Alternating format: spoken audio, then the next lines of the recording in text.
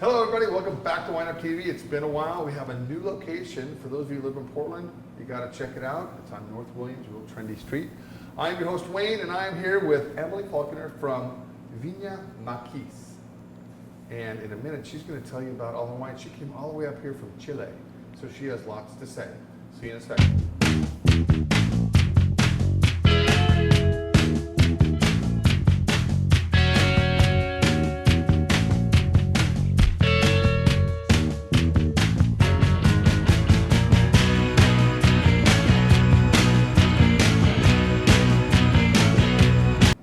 Welcome back. So Emily, you live in Chile? Yes, in Chile. Born and raised? Born and raised. With an English accent? Yes. You gotta love that, right? An English accent. That's because of her parents. It's a long story. Anyway, so you are the winemaker at Marqus. And tell me a little bit about your philosophy with wine and how the Chilean food, how you handle it and how you want to kind of guide it into the bottle. Okay, so our philosophy is quite simple. We have a really special place, which is in the Colchagua Valley, in the center of the Colchagua Valley, and it is between two rivers, which is really crucial for the production of our wines, as we have cooler temperatures than our neighbors, and in viticulture that is very important.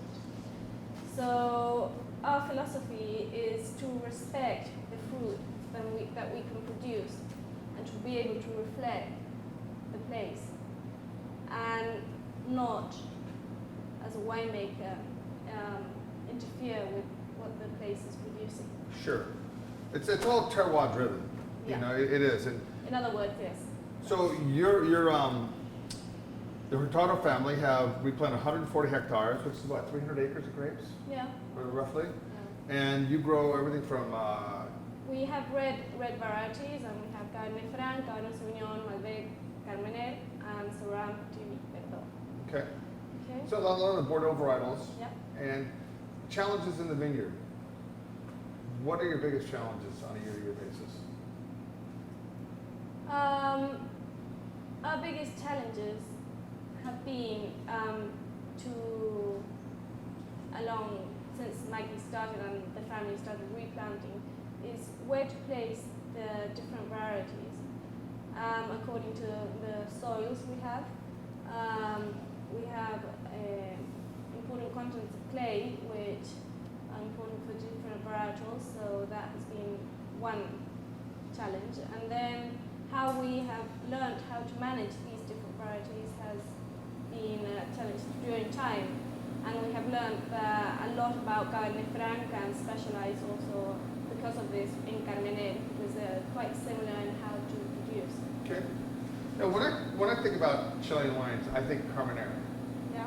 That's just me. I mean, I know Cabernet Sauvignon and lots of Malbecs and stuff, but I've always liked the Carmener. It seems like it's a grape that you don't see too much in a bottle, especially a 100% varietal.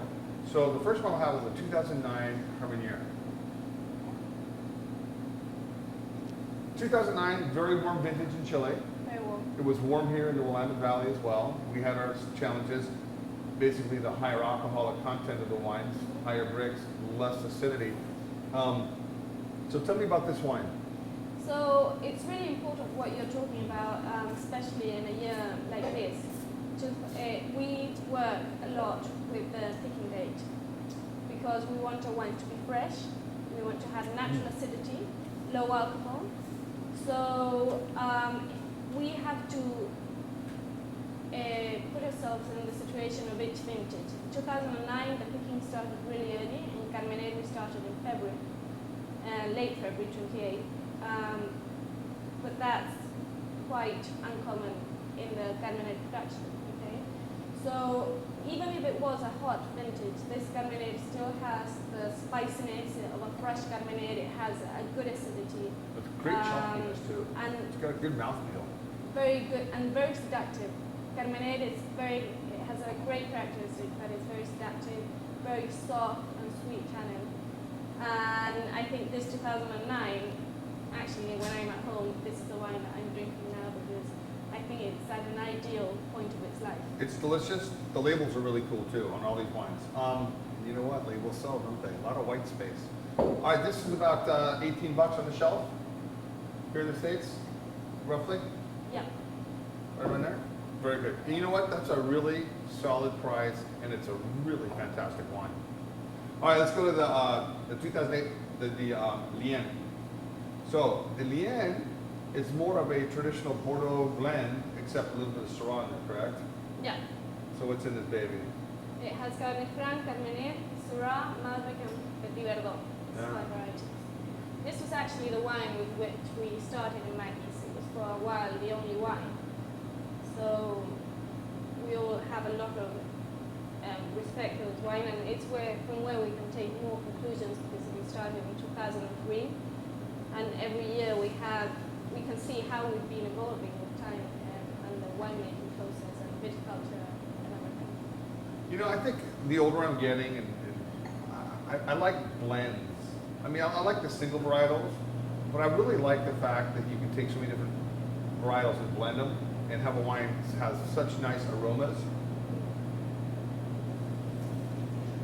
I think what we have to focus in with this wine is the elegance and consistency year to year. Every year the blend changes.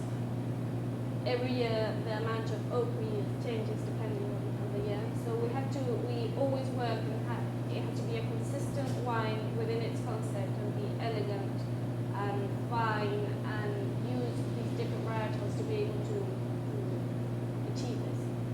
And your philosophy with oak, American oak, French oak, Hungarian, Bulgarian? Well, we've tried everything. Sure. But we work with French oak. Okay. Damn, We us have- Americans, you know, we Yeah. get down there and Well, say we got some more oak. we always have to give them a chance, and we do tests every year with Hungarian, American. We haven't saved your guys' asses lately, have we? No, we No. haven't been down there. No, you guys are pretty peaceful people. Except for a little incident on Argentinian side of the Falkland Islands, so that was a long time ago. We don't want to get into We're that. not going to That's talk about history, that. yeah. That's old school. All right, very nice. So this is on the shelves for about 27, 28 bucks retail. Right around that. Okay, so I think we're coming up to the flagship wine, and I'd say every wine has a flagship. This wine that we're going to taste now is really special for Marqus, and I think is what really represents us and really expresses the place and what we've been working for during the last 10, 11 years. It's 100% Cabernet Franc that comes from within a block of Cabernet Franc, and the center is really special and produces this really nice, concentrated, full of flesh, mid-palate, elegant wine. And there's not one hint of greenness, because a lot of Cabernet Franc has a little bit of greenness to it. No. And this is just beautiful, it's elegant. What's the case production on this, since it only comes from the middle of that vineyard? Well, we produce like, in cases, let me think, like 1,000 cases. Okay, pretty small production. Yeah, that's small. And this is on the shelf for about 70 bucks. Well, it's still not on the shelf, but it will be between $70 to $75, probably.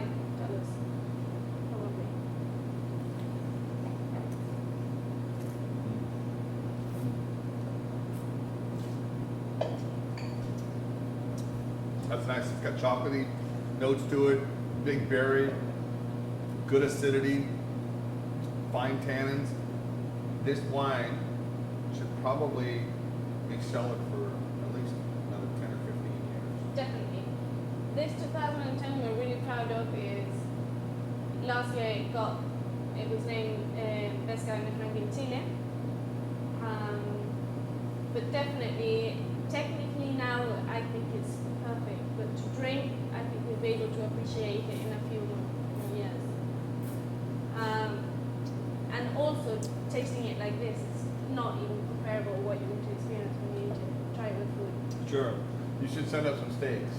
I should, or a lamb, a Patagonian lamb. Or a Yeah. Patagonian lamb. And you know what? Anything at this point would be great. So, first time in Portland? First time in Portland. What do you think? A lot of rain. I know, it sucks. Man, I tell you, you know what? 2013 was beautiful until about 10 days ago. Then the rains came, and it rained a record like 7 or 8 inches the other day for like 3 days in a row. And it's you know, being a grape grower has its challenges, and this year's going to be a little challenging for the Oregon wine country. Well, actually, that's what I was thinking when we were landing. It's a wine country. Poor Yeah. people, they must be suffering. So. Yeah, so I mean, some people took all their fruit in, but there's a lot of Pinot Noir still hanging in the vineyards. But that's nature, man. You know what? What I tell all my guests on my wine tours is the Oregon weather is consistently inconsistent. You cannot guarantee anything. You know, you guys have your challenges as well. Well, hey, thank you very much. I hope you enjoy the West Coast. Where are you going next? Las Vegas. Oh, baby, you're never going to leave Las Vegas. Anyway, everybody, if these wines pique your interest, try to hunt them down. If you can't find them, they'll be available right here in the shop, right on the website. Thank you very much. And I'm going to get more consistent with these shows because I miss doing these things. Anything else you want to say to all your friends down in Chile? You miss them? I miss them very Oh, I much. know. I'm sure you do. Mom and Dad, I love you too. All right, guys. Peace out, and we'll see you in a while. Bye.